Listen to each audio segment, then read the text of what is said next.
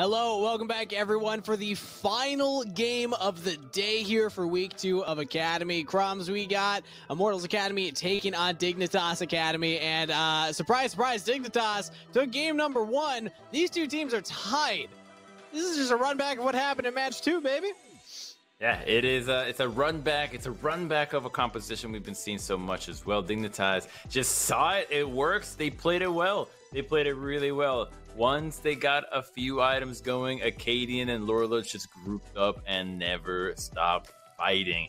And that's exactly what they wanted to do. IMT, they thought they had an answer with the Vayne top, but it was from the very beginning that Dignitas identified what the problem was going to be, that the Vayne versus Renekton matchup was gonna hurt, and so they just lane swapped. They put Lorlo up there with the Karma, made sure that at the very least she'd break even, and then Saliga with his Renekton actually had a really solid time laning in the mid lane. When the 2v2 happened, well then that was the beginning of the end for IMT.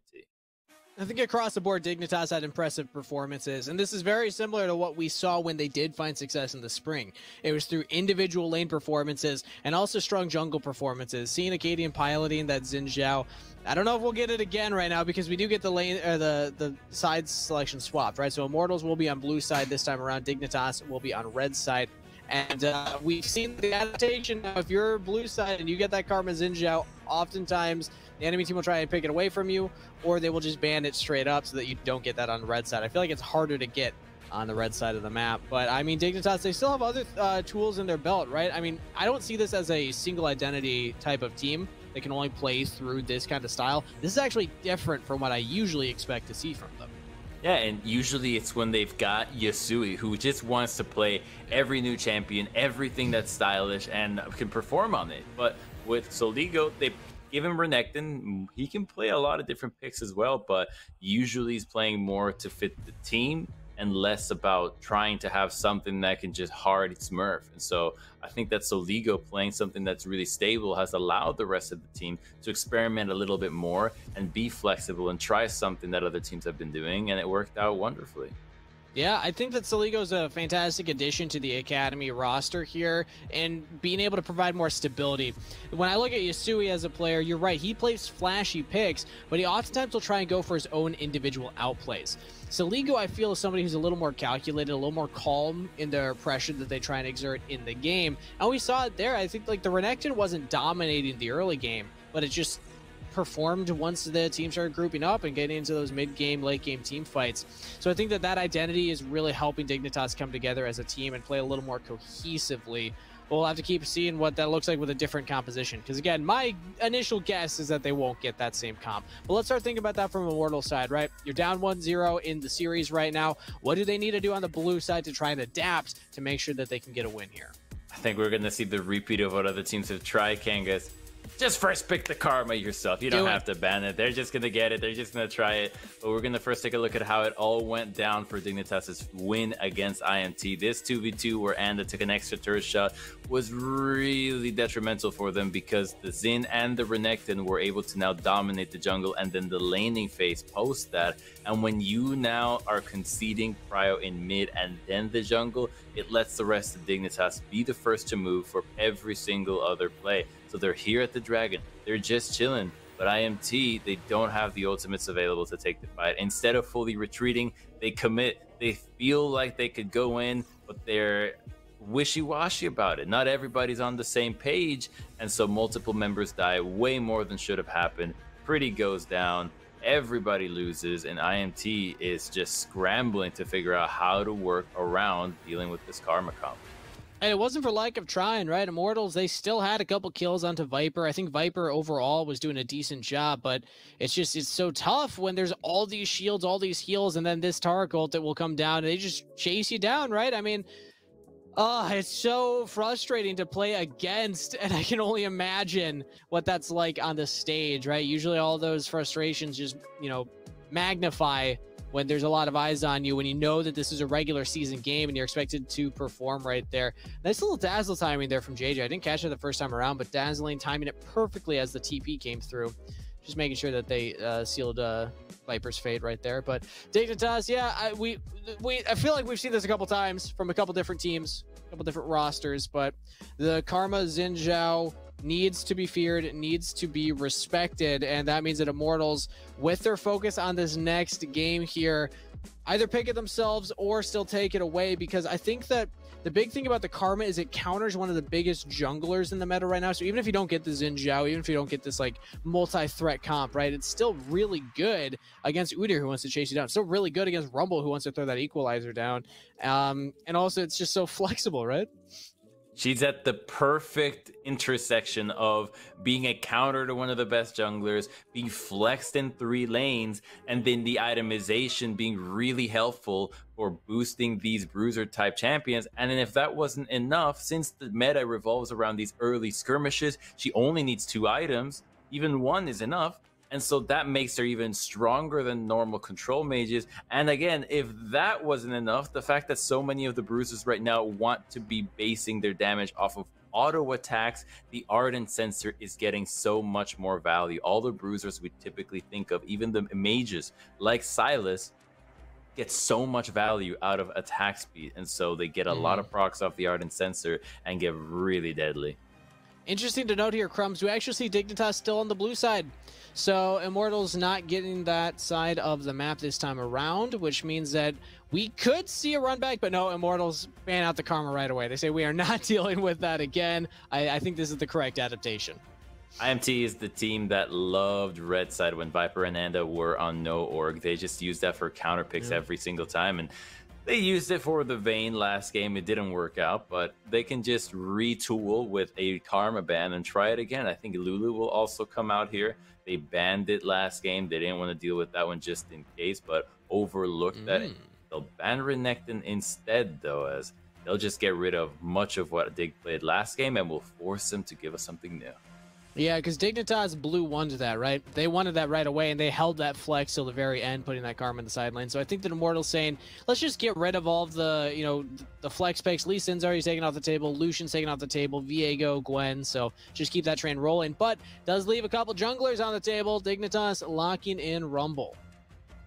The Rumble now can be countered by a lot of different mages, though. There's an opportunity for Anda to really show his stuff and see what he's got. The Fiddlesticks, the Diana are some of the answers that we have seen thus far. You can always play really standard, playing something like an Udyr, but it feels like if IMT really wants to fight back, as they often do after losing the first game, they'll give us something much more explosive. It'll still be the Ezreal, but against Rumble, there's a little bit more value here, just because you can shift out of the equalizer, and that's it. You're out of harm's way.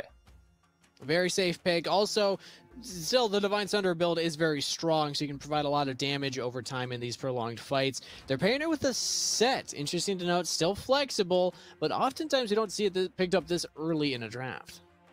This set could be aimed at setting up Anda and his mages, so top lane set, mid lane set, even support could be the direction that IMT wants to go with this, but more importantly, it'll just allow Anda to play a AP jungler that will be comboed with the Facebreaker, although Dignitas is just going with flat out team fight once again, just run at you and come at me. Wow, yeah, they lock in the Sivir. Yet again, this isn't going to be the Sivir paired with Karma Xin Zhao, but still, Sivir with Rumble, pretty strong. And they lock in the Gnar blind, essentially. I'm not the biggest fan of this because it leaves counter picks open, and Immortals go for the Aurelia. Last time somebody did this, it was CLG who played Gnar blind in the first rotations against Viper, taunting the Aurelia pick, and he got solo killed. And the game got snowballed because Viper is really good at this champion, and this is the most practiced matchup against the Gnar. It's either Aurelia or Jace that people are picking into this pick and often finding the most success. Jace can just farm and then transition into team fights, but the Aurelia is about killing. She really can get the ball rolling and just solo killing him every time he's mini, especially under turret if she has a lot of gold. So Viper already has some practice in this split, taking this matchup and driving it home. And keep in mind, they still haven't locked in their jungler, right? So they can still try and pair a jungler with Aurelia in that side lane, depending on what they have available. But Diana's off the table. I think Dignitas is probably going to pinch that jungle pool a little bit more, too, whereas Immortals focusing on those supports with Nautilus and Leona off of the table. Yeah, so you still have Braum, you still have Thresh, you still have Alistar. There's quite a bit, but you have to keep in mind now for IMT that they're thinking, what goes well with Sivir? Will Taric be chosen again? It was a combo that worked out pretty well for them, and it can be really useful against the Irelia and diving set. So they are instead just thinking that, I won't give attention to the hover. I will just wait. We'll bide my time. It's Dignitas Academy. No, they're going Vi. Vi jungle for sure, Crumbs. Come on. No, they're still deciding what jungle they want to lock in. The Elise was banned, though. Important to note there, because that's another of those early game AP junglers that can pair well with the set and the Irelia. But there's another one still on the table, and Nidalee's locked in for Anda. I will say for anybody out there in solo queue, because there's a lot of Vi players, a lot of lovers of Vi, because she's a very fun champion to play. If you play Vi against Sivir, you're trolling. You see it in Champions Select, you're just trolling. It's not the pick. Just accept that that's not going to be the game for you to play Vi. There's going to be another avenue to play it again. It's just give the Sivir some respect. Don't pick Vi into her. Well, we're seeing what's picked here from Dignitas. They got a dive comp coming together. Crumbs, not what I was expecting from their last two picks based on what their first three were, but suddenly that equalizer, Sivir speed ups with a Nocturne Rel. They have a lot of ability to dive onto things like the Irelia, things like the Nidalee, if they're caught out of position. I'm a big fan of Rel with Rumble and against Rumble. I just think that there's something thematic about Magnet Storm and a Yordle that is inside a giant metallic mech. So I think that this combo can be really effective at isolating and just mauling down these squishies like IMT currently has, because it's only set that's going to be tanky, and if he's going for all these mathematically correct set builds, he will be very squishy and will just get mowed down by the Dig squad, who have Flex Nocturne into the jungle though, so they will be a little bit weaker into the early game. They won't be having the Nocturne just shoving out lanes and then roaming. It will be Acadian trying to power farm to level 6 instead. But I like this when you look at the bot side. Like, Immortals have a very squishy comp, right? The set is really going to be the frontliner. Okay, they're actually swapping it around, so it is still Nocturne in the mid lane. We got baited a little bit right there, but Immortals, they lock in the Rakan. I'm curious your thoughts on this, because it does provide them engage, but are they really in a position to try and engage onto Dignitas' team comp when you see a Nocturne Rel? Because to me, this is just a squishy champ that will probably get CC'd and blown up if he ever tries to go in. The thing is, Joey's a really good Rakan. If there's games I remember out of Joey, it's when he's playing this pick. He's just finding engages that no one else is seeing. And so this could just be a comfort pick out of him.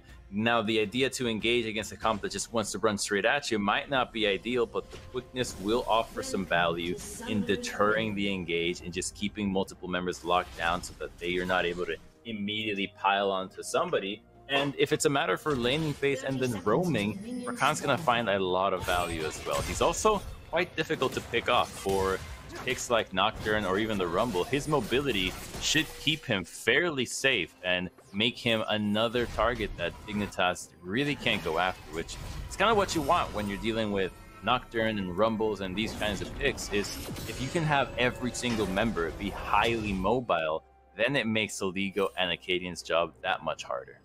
Apparently, he's also immune to Boomerang Blades, as he's able to dodge both casts of that from Spawn. Gets a ward down. Another ward from Immortals drop topside. So they're going to have a lot of information on where Acadian is starting off right here, having wards on both buffs. That's going to be probably Anda then, interested in scrapping against Acadian early on.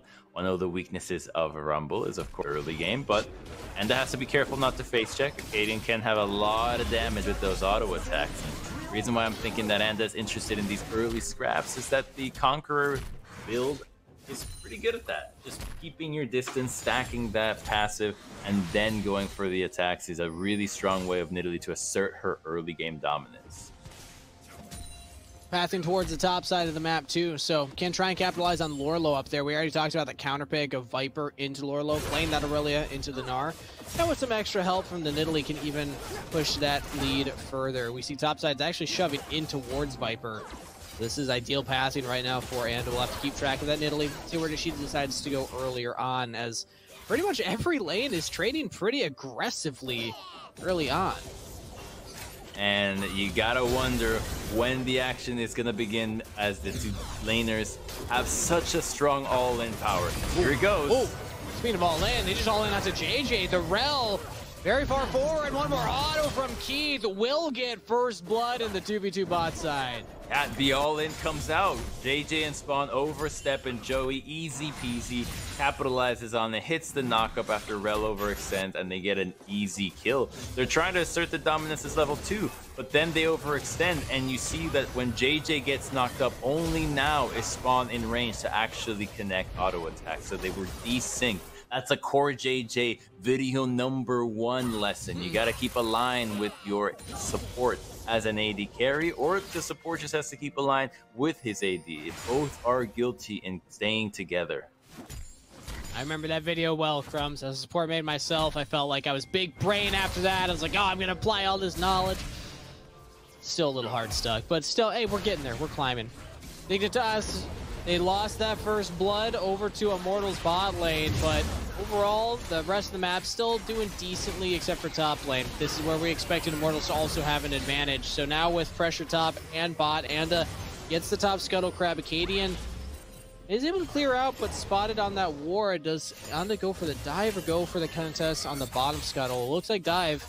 Lorlo's half health, and we do see Viper stacking up the passive under the turret. Joey's here too. They're going to dive Lorlo. He has flash available. Acadian's here as well. There we go. Joey trying to preemptively flash it. Acadian flashes out too from the flawless duet, but Anda continuing the dive.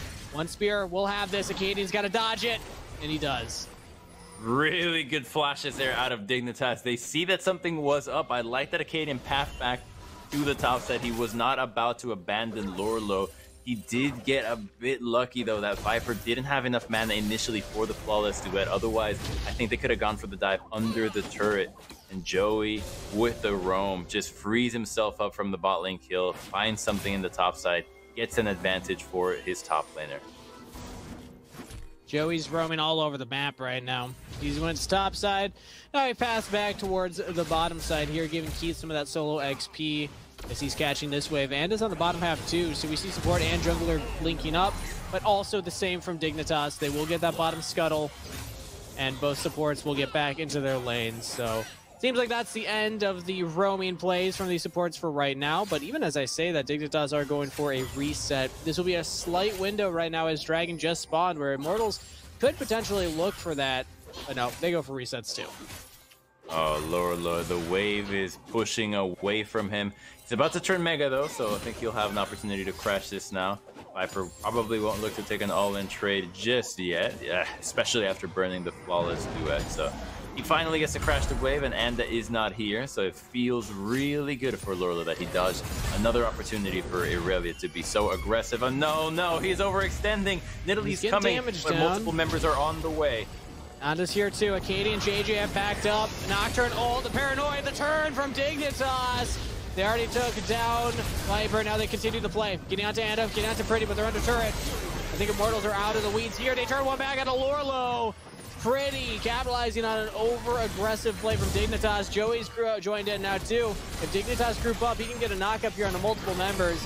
That's not the backup of his team just yet. The arrow will come through from Anda, but the play is over. Immortals successfully trade a kill.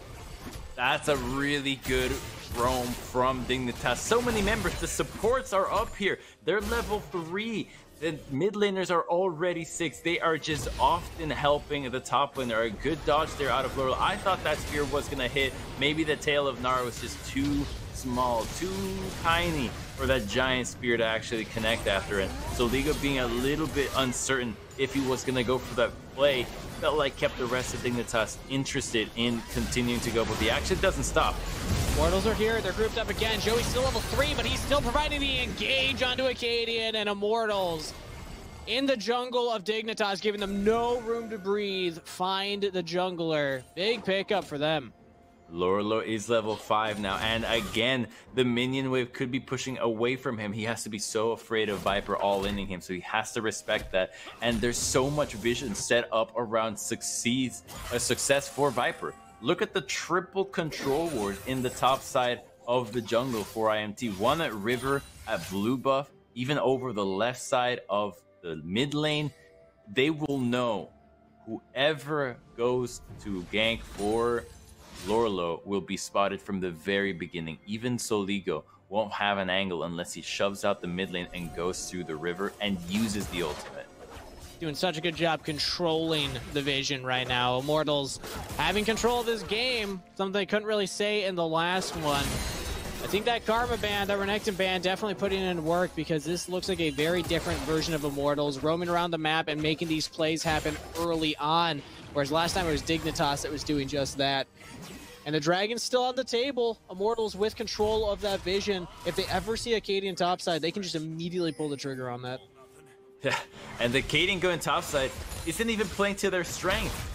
The Aurelia is 30 CS up onto the Gnar, so it's not like it's going to be a winning battle every time. A Cadian could get taken down. Pretty. Oh, look at Pretty with the engage on the Soligo, outplaying in the 1v1. Just bodied him, really.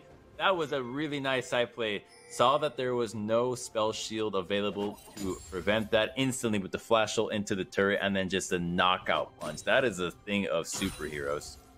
That was impressive from Pretty right there, showing off his game mechanics. Let's take another look at that a little more closely.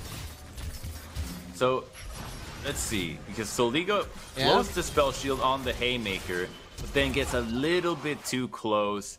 Just a really quick timing. The extra win for that is that you got the paranoia. Soligo popped the ultimate, trying to take a kill out of Pretty, at the very least trade a 1-for-1. Because he got nothing, he ends up just blowing that ultimate, and now that won't be available to make a play. Ooh, under the turret, tanking up. Spawn doing the damage. Keith doing a really good job of dancing around this. Spawn has to flash away. Keith with a missing shot. Ooh. Would have been a kill, but just out of range. Now in the top half of the map, Immortals answering that dive by saying, okay, we got Joey up here again. Level 4 on the Rakan. This guy's not, he hasn't even been laning. Yeah. Keith doesn't have a support right now. He doesn't care. He doesn't care about Keith at all. He trusts that he can hold his own, and the fact that he just defended the 1v2 confirms that Keith is doing a great job there, but Pretty's now in trouble. He doesn't have ult this time, he doesn't have flash this time, and he's not even in a 1v1. Acadian with the equalizer will get the shutdown onto Pretty. IMTA might be putting too much focus on the top side of the map, as now Dignitas is finally taking some advantages elsewhere. Ooh, good flash. Yeah, Joey has to flash away right there. Acadian flashing, Soligo would have hit that damage as well, but either way, Immortals get the top turret through the Rift Herald. Viper's lead is exploding right now. They have to have Viper carry this game. Nobody else can do it. No one else has gotten this much help. The advantages that Pretty have gotten have mostly been through his own accord. So it must be Viper who gives back to the rest of the team for their efforts in helping him out. Particularly, you gotta help out Joey. He's still level 4, right? He's not gonna be at 6 for quite some time. Let's take bets. Take bets. 13 minutes, 14 minutes when he hits level 6. 14. Okay, 14. Yeah, 3 more minutes. All right. 3 more I'm minutes. gonna guess 13:30. I'm gonna go a little bit lower because I think he's probably gonna stick in lane for a bit right now. But either way, the Dragon was picked up by Dignitas, so objective was traded across the map. Dignitas find themselves 3,000 gold behind Immortals in this game number 2. Immortals have done a fantastic job of playing through this top lane. You said it. Viper's been getting all the action. He got the Rift Herald drop. He's gotten 3 roams from Joey up here. They're invading in the jungle. Like, Dignitas are so scared on the top half of the map right now, and I think for good reason, because this Aurelia can get out of control. Yeah, he has scared. Okay, I think you're gonna be right though. This is what I suspected. Joey was already very close to being level 6 or level 5 rather, so he actually doesn't end up missing that much. His assists have gotten him quite a bit of gold and experience, so still gonna be pretty relevant, and so it doesn't mind taking some time off to continue to roam and help out Anda counter jungle. Anda's just taking these camps away from Acadian where he can. Dignitas reading that, they were pinging, missing all over their own jungle, because they know that Joey is just attached at the hip to Anda right now. And they're recognizing that, saying, okay, play away from that. Now Acadian's walking into his own jungle, trying to sweep out some of this vision as Joey's shown up back bot side, so should be safe enough to do so. But this lead from Anda on the Nidalee, this is what you want to see as an Italy player, right? Get up in the face of the Rumble, get aggressive, and make sure the Rumble cannot even see us. Yeah, and what I also want to see in Nidalee is that the kills don't go over to her, but that she gets assists. And she doesn't get a lot of assists, but she doesn't have a lot of kills, and that's actually pretty positive because this champion, without the right picks to set her up constantly, just doesn't deliver. She doesn't have that right now, so it's more important that Pretty, that Keith, and Viper get more gold, more experience than she does. And so the fact that the game hasn't been snowballed out of control through Nidalee getting kills should bode well for IMT to reach the mid game, and more importantly, a stage where Irelia and Set can dominate the side lanes. That's what they want to be at. A 1-3-1 where Pretty and Viper are just untouchable. Danger of a 1-3-1 against a Nocturne, though, is a Nocturne can quickly turn the tables, turn the tides on how many people are in that lane. Even the Sivir as well with the speed ups, Rumble ult from long range. It seems like Immortals' game plan, right, is playing this 1-3-1 based on their composition, but then you look at what's across the field, it is a little scary if they opt only for that, because if you get picked out, that could be a big objective going over to Dignitas, who still have scaling options. They still can win team fights later on into the game, even though they have been put a little behind. And they have a tool to answer the 1-3-1s as well, which is the Nocturne. Really good pick in dealing with members that want a 1v1 on the side lanes. You just never have a 1v1. He can follow Lorlo, who's going to be great at chasing and locking somebody down. And by the time that Soligo arrives, the Paranoia, the Stride Breaker should be enough to lock either Pretty or Viper into place, enough so that they can just damage and take him out. So there are plenty of options for Dignitas to answer Viper that they have to respect, and that's why he's not looking to all in here. He just shoves and then roams and looks elsewhere. He needs to know where the rest of the team is at, and currently they don't have the vision to tell him so. I want to catch us up on a little bet we had made there, Crumbs. 14 minutes, 15 seconds. Joey's still level 5, but I don't think it matters because he still finds JJ, still gets a knock up, and the team follows up. And it gets the kill onto JJ. Big pickup for Immortals. He got it now. He got the kill, hey! Got the assist. Yeah, so he's just getting gold and experience from kills. He's playing a different kind of game. We are just here to witness it because JJ has been so much more active in the lane, yet found nothing. It's that one kill attempt onto Keith that could have been what really got Dignitas' bottom lane ahead, but that just got them absolutely nothing. They had to burn their own flashes for that, while Joey continued to assist the rest of the team. And we really can't understate what that meant, because that means that Viper can do this kind of play right here. Although there's so many members of Dignitas, Viper actually loses out. Doesn't kill Acadian. Thought he had it, but Dignitas, that's the power of the Paranoia right there. That's a classic. Baited and outsmarted, but Pretty is TPing. Joey's looking for the re-engage. Ooh, blow up Acadian. Rumble's got no tank stats and just dies immediately to the Nidalee damage. And now over the wall, Pretty trying to get down JJ. Ooh, dodges out that spear. And now he's on the wrong side of the map here. Anda should be able to chase him down. Can he find him? JJ over the wall. He's spotted. Anda jumps it. And JJ's just going to buy as much time as he can as Anda picks up the kill. That's like one of those moments where cool guys don't look at explosions, but then they see that the explosion doesn't actually happen. They have to go back to the scene and set up the explosives correctly and do it manually. I forgot to put the plug in, attach the batteries. That's a little awkward. But IMT though answers back for Viper. They're just not interested in letting him go down without a fight. It looked close though, but see how quickly Rumble got help from Soligo. The Nocturne is just the thing of nightmares for anyone that's trying to 1v1. That's what we highlighted before, the split push composition. Viper getting ahead feels good if you're in an isolated 1v1. But if this Nocturne gets on top of you, you suddenly don't feel as confident in your ability to win that fight as we had just seen there. Dignitas, with that kill, they reset on the map. Now they get this dragon. This is their second of the game.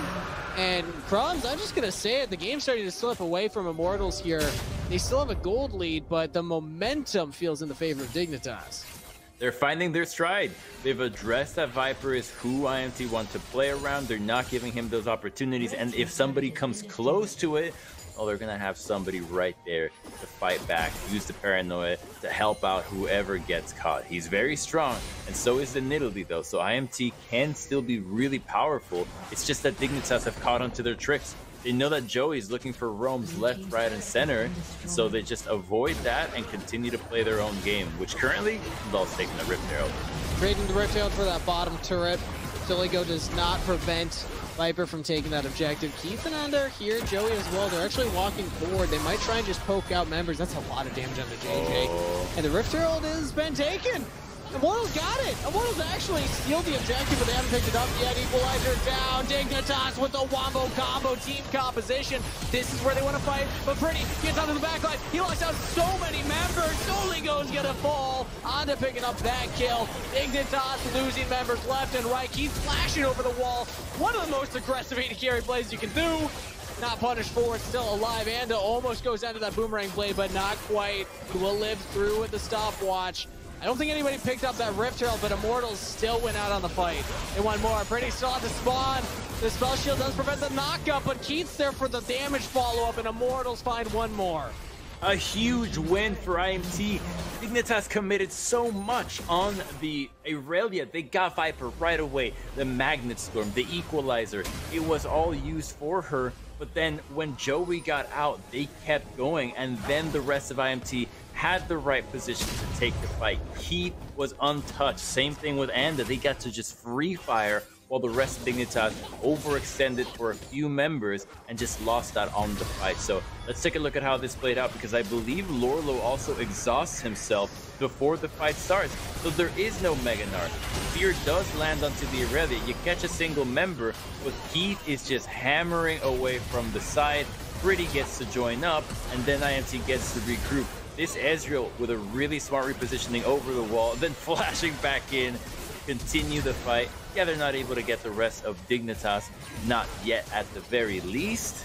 And they get the turret, and they'll eventually get spawn as well, as he underestimates the stride breaker range and the cooldown and just gets got.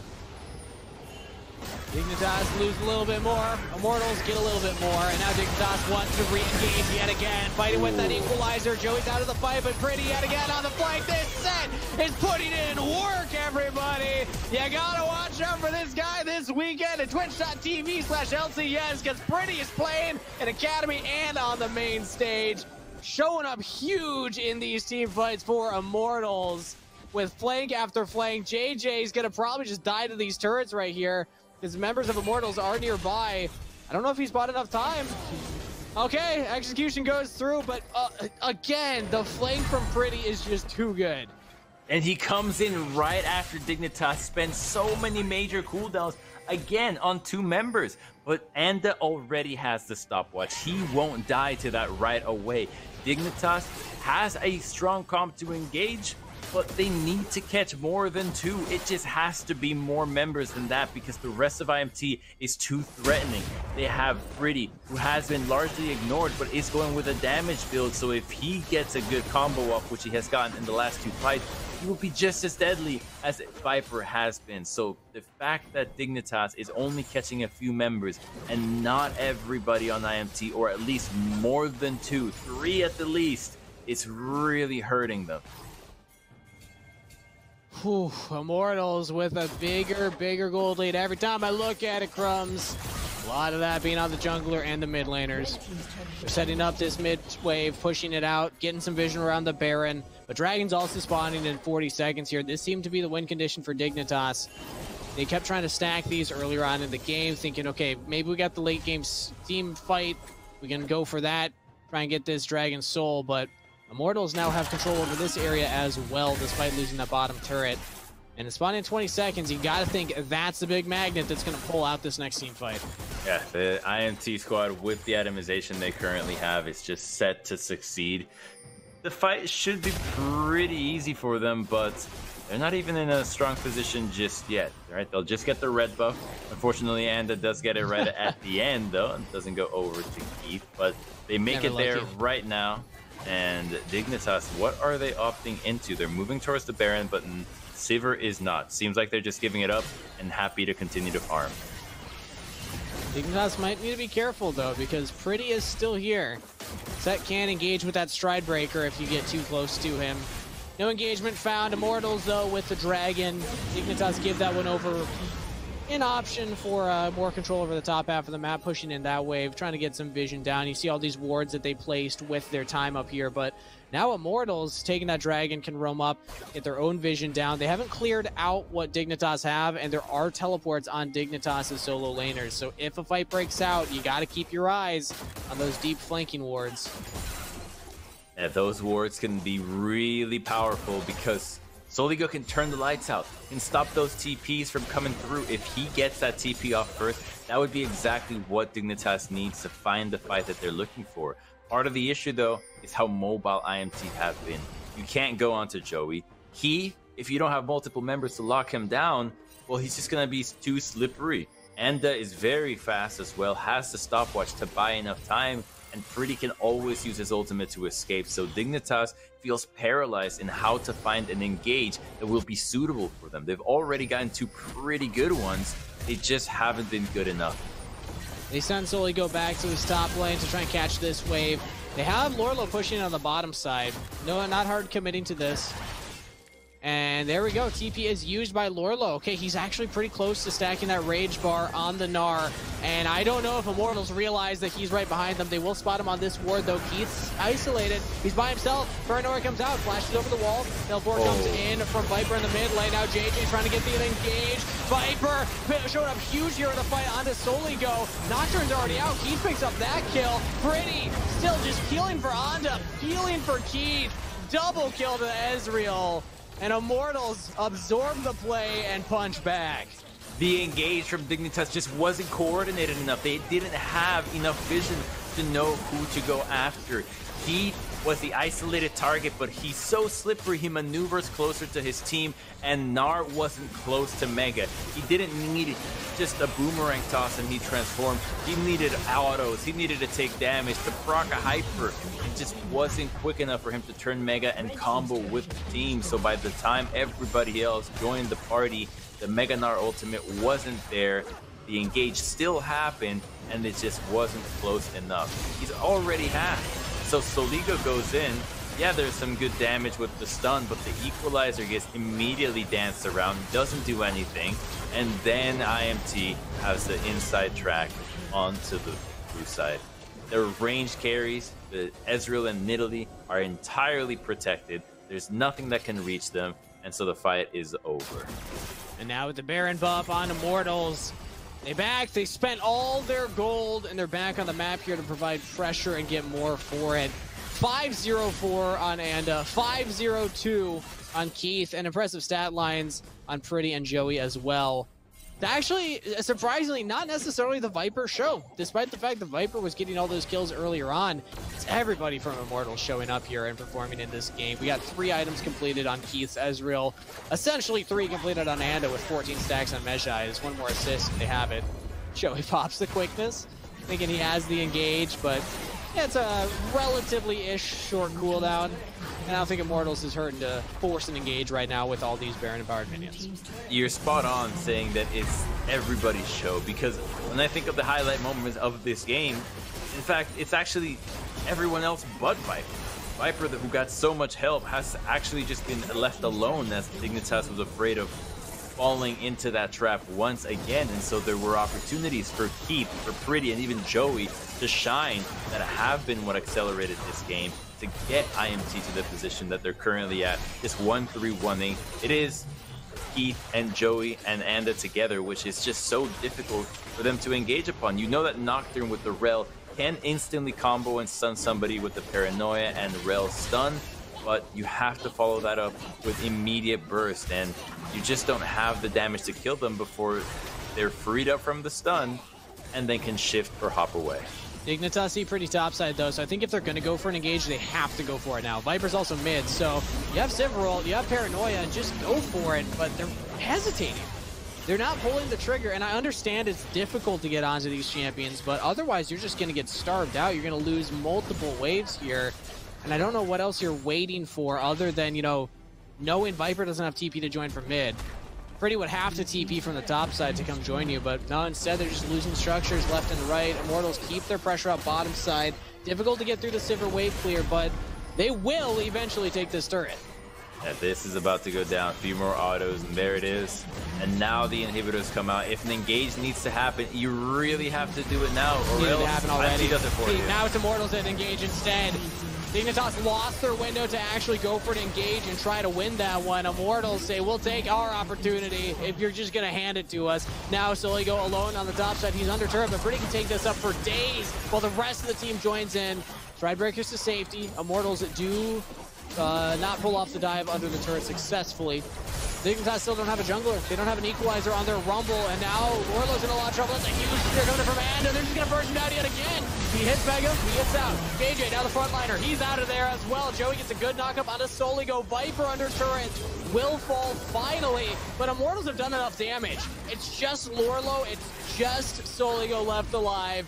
And even then, teleports are coming in. Soligo will not be long for this world. He flashes away right into the waiting arms of Anda. Acadian's joined in. Equalizer's down. I think Dignitas can actually turn this one. Acadian's doing massive damage on the Rumble. But, oh, look at that. Keith's still untouched. Keith on the Ezreal. Still doing the damage. Still hitting the poke. Still getting to the skill shots. Barely missing out on Acadian right there. That would have been a kill, but just out of range. That's another inhibitor down. The base is broken for Dignitas, but they are still alive. Still alive, but IMT get everything they wanted except the win right there. The triple inhibitor is almost a death sentence now for Dignitas. They're not going to be able to leave the base. There's not going to be an attempt at a teleport backdoors from IMT. They can just wait for the waves to crash and then go for the end. Luckily for Dignitas, they have a Sivir who can buy some time and try to push out these minion waves with her incredibly powerful wave clear now that the Essence Reaver is completed. But IMT just have to group up and seal this one. So we're going to take a look at how this played out again, because Rumble isn't here. Acadian is still dead. So it doesn't matter that there's a lot of members getting CC'd on the side of IMT. There's no equalizer to combo this with. So IMT feels like they can have all the time in the world to go for these dives, to tank turret shots while they go for these plays. And it just so happens that, well, you can tank these turret shots, but really not that many, despite it being a Frozen Heart Ezreal. Frozen Heart, that's a lot of armor on the Ezreal, right? Keith was actually taking that turret for, I believe, 3 or 4 shots there. Super's pushing every wave. Dignitas can't even go and contest that dragon. So second dragon goes over to the side of Immortals. And now they have all this vision down. Although there's really nowhere for Dignitas to check. They just have to catch these waves. They cannot leave their base. They have to defend under Nexus turrets and hope, pray that they find some kind of miracle engage to start off this fight and then close it out. They're just not even going to get it. IMT's playing it so easily. They're going for Baron. It's 20 seconds until the objective comes up. Dignitas is stuck in their base. If the Acadian or anybody attempts to steal it, they will die and give up the game, as a 4v5 with no inhibitors is all too easy. And so with the Baron, they can just return to the 3 lanes that have super minions and 1-3-1 once again, and the minions should do all the work for them. They won't even need to team fight. It will be upon Dignitas to try to take the fight, to try to make a last stand. But even in that last moment that felt like it should have been theirs, they hesitated. IMT were the ones to engage that whole fiasco. Dignitas need to pull the trigger when they see the opportunity to do so, because I don't think Immortals are going to give them many. Orlo's stacking up that Mega Bar. Looking to go Mega Gnar here. This is the big engage you got to watch out for. There we go. JJ, they're trying to lay on the CC. That's a good start with the equalizer. Dropping down, but Pretty, Viper, they're too strong. Immortals get a triple kill on the Viper. Soligo goes into the Guardian Angel under the turret. Viper's looking for the quadrant. Do they give him the pentakill? I don't know if you want to spend that much time chasing down the kill. Immortals running down Soligo, and the Nexus. Oh, they're giving it to him. They're doing it. Give him the pentakill. No! Keith takes the A's. Nexus will die to super minions.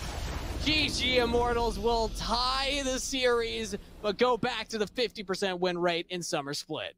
You really gotta beware game 2 of Immortals, because game 1, okay, but game 2, when they get mad, when they lose game 1, that's the team that really comes out to play. If they can channel what they show on these types of games into every single match, they'd really be a team to be feared. Yeah, this Immortals, that was kind of the story of the day, Crumbs. The comeback. Lose game 1, win game 2. Come back with a vengeance, with a fury.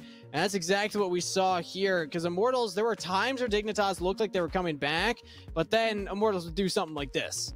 Yeah, I think the key moment was the fact that Lorlo got exhausted right before the fight started. Even though they had the numbers advantage, there is no Mega Gnar to combo into this. Had they had that, so many members would have just been slammed into the wall and the fight would have been over. But Mini Gnar offers nothing, doesn't even have the opportunity to be charging himself up until now. And so IMT just disregarded him. Dignitas had one valiant attempt here, but it just was not well timed. Multiple members were desynced. Acadian was overheated when the Rel and the Nocturne went in, so there was no way to combo the equalizer right away. It felt like Dignitas were always a half step behind, right? If they had just gotten that flank a little bit faster, they had their Mega Gnar stacked a little bit faster. A lot of these engages, it's like, man, if they had just done this a couple minutes earlier in the game, they really could have turned it around. But Immortals, really good job staying in the game, really good job staying in the series, and showing that they are still kind of that middle team right now. 4-4 at the end of week number 2. Not a bad start to your summer split when you have a very new roster, you know, new players coming in. But we actually do have one of the returning members for our Verizon post-game interview, as I hear Pretty will be on the desk with us, Crumbs. That's very exciting because he's also going to be on LCS this weekend. So there's a lot of eyes that will be on this player. Yeah, that's actually really sick. We get to talk to him. Really curious to hear how he's been practicing, if he's had some games with the main team, just the overall vibe that's going around between teams getting replaced. It seems like IMT has the best one since it was something that was pre-planned. So this is actually a really timely interview. All right, well, I hear that we're ready for the interview right now, so we'll get to hear from the man himself, Pretty in the mid lane. Pretty, congratulations on the win right there. What a performance on the set, having a couple outplays 1v1 in the mid lane and a couple insane flank plays there as well. Now, this is a newer Immortals roster. You have a couple new members to the team. How are you feeling so far at your end of your second week now in the summer split? How do you think everyone's coming together? Well, I think you can see that we are very unstable. We're not performing consistently. We have some games where you can see that we haven't really built our synergy yet. We have like a lot of people talking. We're all excited. We all want to make plays. We all want to be aggressive, and like the communication gets cramped. So it's things that we are still working on, like especially synergy and being on the same page. We haven't achieved that yet. We're doing it consistently anyways, but it's going pretty well. I mean, I didn't expect us to be like on the same page from the start. We have 2 new players. They played differently in the previous teams. Well, we played with other players as well, so everyone has to get used to each other. We're also not like in person. That doesn't help at all. So it's as expected, but I think we're gonna be much stronger when we have our players here for sure. Nice. Now, how has your week been when you found out you're going to be playing against Evil Geniuses this week? Have you been practicing a lot with the main team? Are you going into it with no practice whatsoever? How are you getting prepared for that match? It's been very busy because I'm playing some scrims with the main team as well, so I'm kind of scrimming with both teams. It's a bit hard for me to adapt because like we are playing differently. I have a different role in the academy team. I have a different role in the main team. I actually had the chance to choose between Dignitas and EG, whichever I want to play. Or I was asked anyways about my opinion, and I prefer DG because Jizuke, EU mid laner, you know. And okay. Yeah, I'm hoping it goes well tomorrow. Wait, when you say EU mid laner, because you wanted to face an European mid laner, is that why? Yeah, I think EU mid laners are a bit better, no? That's fine. Ooh, that hurts.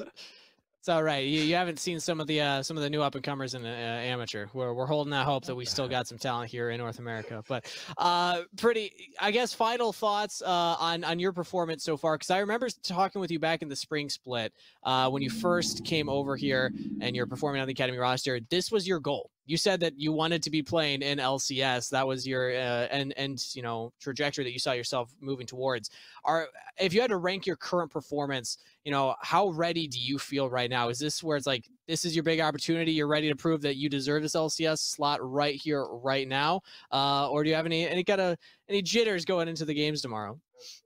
I mean, there are jitters. I get the game. I want to show people that I'm capable of playing LCS. I can face the best mid laners, and I'm confident that I can do that. I would say that maybe I'm like 90% ready. I feel pretty good about playing against Jizuke and like every mid laner in the NA. I think I can match well. So yeah, I just want to for tomorrow to come, have some fun, play there, and hopefully win. Yeah. Nice. Now, how do you feel about the mid lane meta though? Because someone that watches you play all these exciting picks is one thing, but then what happens? You get a fan's like, Pretty goes in there, he's playing LCS, Karma, bam, right? That's what you play. What do you think the mid lane champion pool is looking like? Because it seems like a lot of people are struggling to beat her.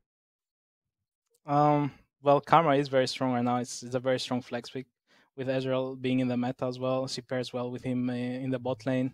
And well, the good thing, I like the mid lane meta right now because, well, there is the Karma and the Lulus that come up, but you can basically play everything. There are Millie's mid, you can play control mages. Maybe melee mids, I think, are considered a bit better, like a bit more meta, but you could, like, if you wanted, you can like play everything, honestly. And it's just a very diverse meta. You can see people's champion pools. Some people struggle with some picks, and you can get like some draft advantages through that. So I think like definitely it's a meta where you can show like you have like diverse champion pool. You can show that you can play every champion well, or most of the champions well. And I like that. I like that a lot. Well, I think you're showing us already, Pretty, that you got that champion pool. So I'm excited to see you at LCS this weekend. Best of luck in those games going forward, and also picking up a win to close out the day here. And yeah, any final shout outs you want to give to any fans out there? Anybody watching? Just like my family, my father and my brother are watching right now. It's really late in Greece, so I get, yeah. And everyone who's watching right now, I know it's late, and thank you for like staying until like the morning basically to watch. That's all. Nice. All right. Thank you so much for your time, Pretty. Hope you have a great time this weekend. Thanks a lot. You too. All right. Hell of a player. Hell of a play throughout that game. Playing that set and having a great performance on it. So love to see that. Yeah, Pretty, thank you so much for stopping by. And thank you everybody for joining us here on Twitch. We got more Academy action coming up next week, of course. But Crumbs, let's wrap up today. How are you feeling at the end of week 2? If we had to do a vibe check right now. Oh, vibe check. It's like a pulse check, right? Kind of a bit of a pulse check. How's your pulse doing? My vibes are good. Pretty brought them up. I really appreciated what he had to say in that interview, especially because he chose what in his mind was the stronger opponent, right? He felt like EG was a tougher opponent than Dignitas and wanted to take that route to prove himself even more. So I really appreciated hearing that from him. I mean, otherwise he would have been up against Yasui, right? I mean, he's already played against Yasui in Academy, so like, there's no fun there. But no, I'm excited to see how he does tomorrow. But that's it for the show today, everybody. Week 2 wrapped here. Thank you everybody for tuning in. Don't forget that we have more Academy action coming up next week, Wednesday and Thursday, same place, same time. You can check it out here for 3 matches, but then you can also check out Nerd Street LOL for the off-stream games. Crumbs, thank you so much for being my co-caster for the day. Always a pleasure having you on the desk with me. Hope we get more chances to work together in the future. With that being said, we're signing out for the night, so have a good one, everybody. Yeah, thank you.